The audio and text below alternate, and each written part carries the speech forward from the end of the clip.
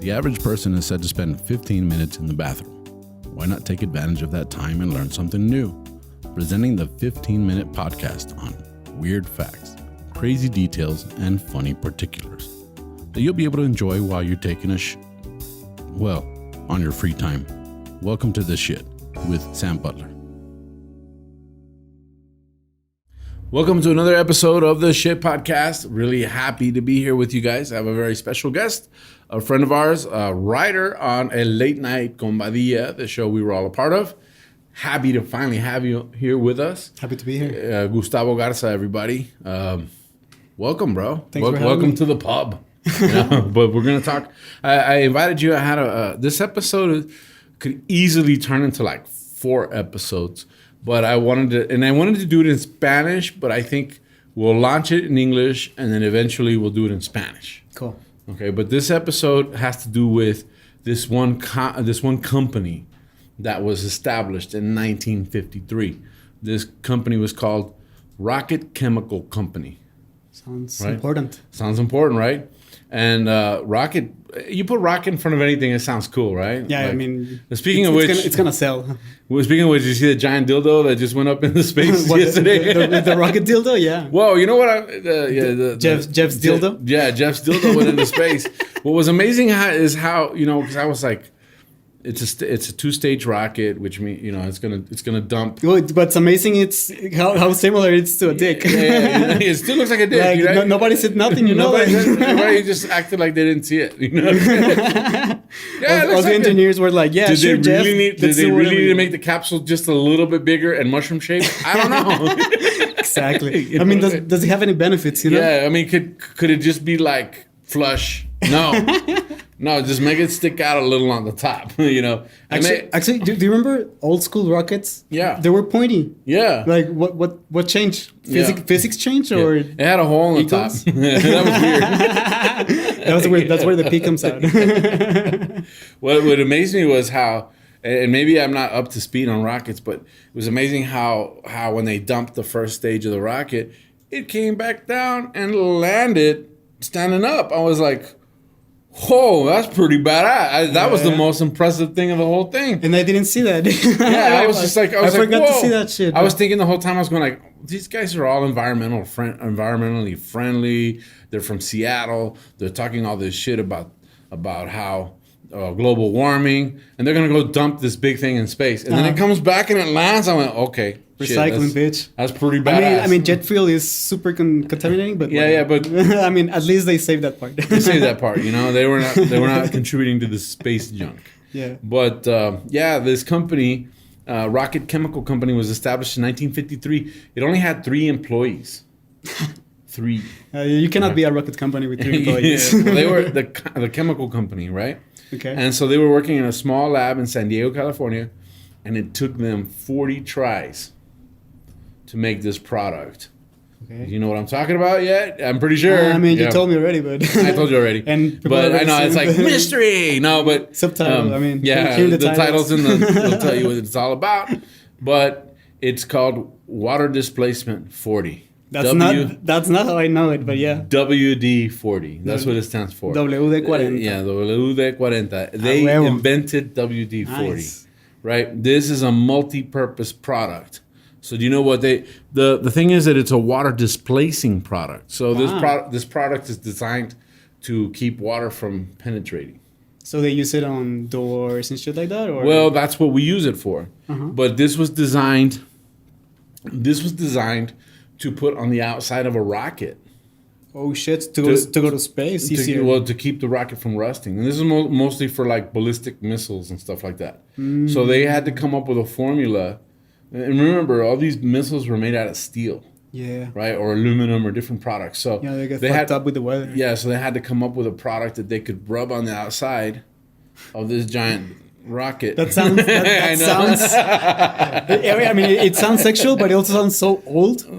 We're gonna smear this oil in the rocket, and it's gonna function. No, dude, it's actually called the lubricant. You use it for sex, and that's it, bro. That's where you get Astro Glide. But hell yeah. But this was designed to protect the rocket, fucking rocket from moisture. From moisture, Right? That's what it was for. That's what they made it for.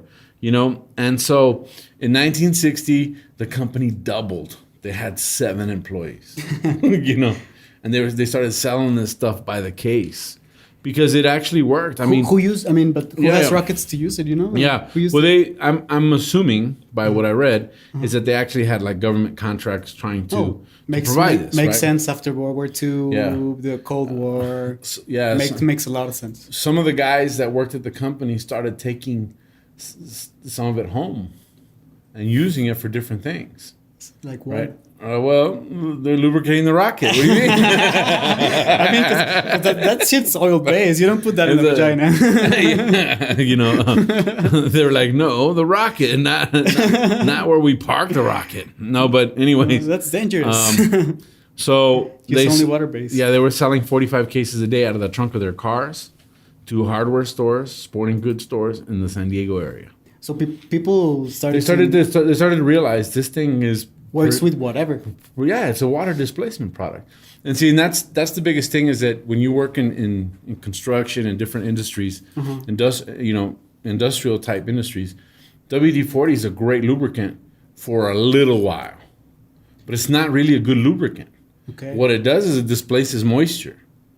And so a lot of times you go, okay, I'm going to if you ever rode a skateboard as a kid, you spray it on your bearings and then you'd be like good for a little bit.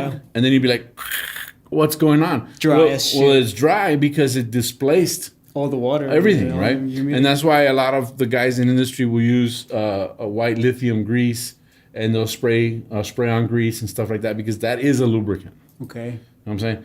But what this does do, or what it did, or still does, it displaces moisture, but it also fights rust.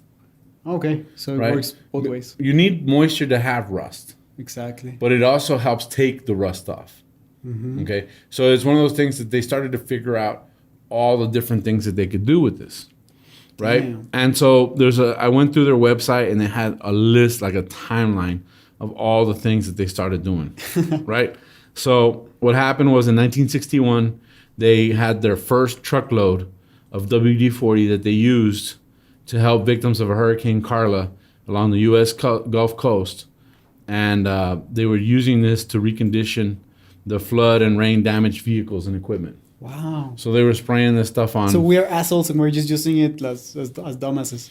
Yeah, because we think it's lubricant. You think it's a lubricant, yeah. But if it needs to move, I would suggest you go with something that's like a liquid grease. That's a lot easier to use. Real lubricant. Yeah, real lubricant. And you have to look at it. It's like a white lithium grease, or there's silicone based products now. But WD-40 is made to displace moisture and cut rust. Shit, nobody knows that. Yeah. Yeah. Well, I mean, you're a professional. People in the industry know. Exactly. Like we know. Like it's like no, don't use WD-40 because you'll notice that it'll wear out pretty quick. Yeah. And a lot of people will use it in locks and stuff. You're not supposed to use doors. You're not supposed to use it in locks. Oh shit. Because what happens is you wash away all of the lubricants, and that's why a lot of times a locksmith will tell you have to use graphite. Okay. And graphite is a powder, and you put a little graphite in there, and that powder is like a silicone-based powder, and that allows the keys to turn and stuff like that. But if you spray WD-40 in a lock, you start getting stuck. Damn, bro. Right? But it is good for a lot of different things. Yeah, like people use it as assholes, but it really helped. But it does do a lot of stuff. So there's a lot of stuff that happened. In 1993, 4 out of 5 Americans had WD-40 in their house. In 2003, they came out with the big blast can. It has like a funnel on the end, and that's made for big surfaces. Like aerosol, or yeah, it's like an aerosol can, but you're able to just spray a big amount, and so that's good. Like if you have a metal fence or something that it's rusting, or a boat or a boat trailer where the little straw doesn't work, you're gonna want to spray it with a large amount, but that'll cut out the rust. Yeah. What we would do as steel workers, we'd have all of our wrenches and stuff that would start to rust. Yeah. So a good trick is in your toolbox, spray everything with WD-40, and it keeps it from rusting. It keeps your tools. Yeah, it keeps your tools new. Wow. There's a lot of things that happened in the company. In 2006, It introduced a WD-40 no mess pen. So now there's a WD-40 pen. They also came out with the straw that was fixed, because that was the biggest problem. They'd come with a little red straw, and you put the straw, and you go, the straw would fly off. Yeah. Then you put the straw back on. Classic. Right? And then it would never go back on the second time. And then you try and stick it back in the little tape that it had, and then you're done. The WD-40 would displace the tape from the, and you lose the straw. Well, they came out with the straw that was fixed, And then you turn it up and down? Yeah. I know So those. one of the good things that they did, they teamed up with Chip Foose, car designer. They did the SEMA cars, WD-40 cars. They sold them at the Barrett-Jackson auction. The first one was like $75,000. They donated all that money to kids, Child Help, and the Victory Junction charities. So they have their own car, the fuckers. Yeah, just like a it's more of a charity type thing, but they teamed up with Chip Foose. I mean, Chip Foose is a great car designer. Oh, okay. Who did he work for? Chip Foose. That's the name of the brand? Yeah. Okay. He does like custom wheels and custom cars, and he's had his own TV show on like History Channel, Discovery Channel, one of those channels. Right. Yeah, I know. But he's a hot rod designer. But he sold cars. He sold the truck for $170,000, another truck for $200,000, and all the proceeds went to kids. Cool. So this episode, although we're running out of time, is about the good things of the WD-40. Right? I'm getting all confused, but let's talk about the things you can use it for. You remove tar. Cool. Right? So you get tar. If you've ever worked with tar, tree sap. It can also remove bird poop from cars and truck exteriors. Good to know. So it's good for that kind of stuff. It shines the leaves on your artificial plants. Artificial plants, don't put it on your regular plants. You know what I'm saying? You're gonna fucking kill them. Yeah. So shiny. But you know how you get those fake plants? Well, you can spray it on the leaves and wipe it down, and it makes the leaves look good. It removes crayon from walls, carpet, toys. Compressed wood, shoes. And this is made out of foil, right? No. Foil, it's oil. Oil. I heard foil. I was like, no. Oil. Yeah, I don't know if it is a petroleum-based product or not. But I do know. Probably. But I do know it took them 40 tries to figure it out. But I'm saying it has a smell too, So you can remove fingerprints from stainless steel appliances.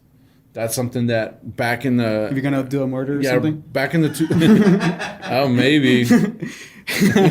Why is everything with WD-40? Yeah, what does that have to do with murder with you, man? I don't know. Everything's shiny, death, bro. You know what I'm what saying? happened here? Yeah, Dexter had his can of WD-40 with him. Let's get rid of that blood stain. No, I'm just kidding. But, like new, bro. But I know that back in the 90s, late 90s, early 2000s, stainless steel appliances came back into style. And you couldn't get your fingerprints off of them. So WD-40 was a trick. It keeps your garden tools rust-free, so you can spray a shovel or whatever. It keeps it from rusting.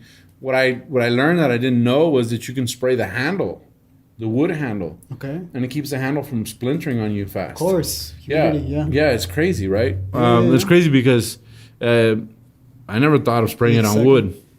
It protects your wrought iron, like outdoor furniture. It polishes gold and brass.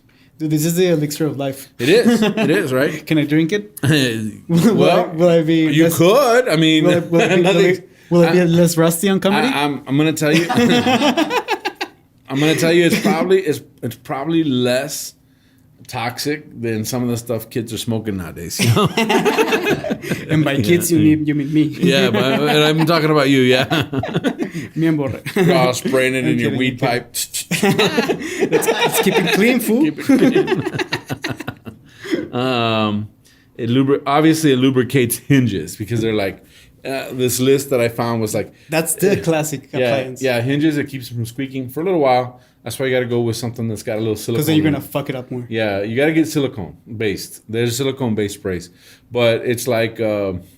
this list was ridiculous. I think they just wanted to have a long list because they're like, 40 things you can use WD-40 for. Of course. Hinges on doors. Hinges on the... car doors. On the gas tank. Hinges on your car doors. Hinges on doggy doors. You're going like, we get it, bro. Hinges. These are 40 kinds of doors. But beside that, you can use it on hinges. Okay, we'll just cover everything with hinges. Hey man, you can have hinges and everything. This is something that I didn't know.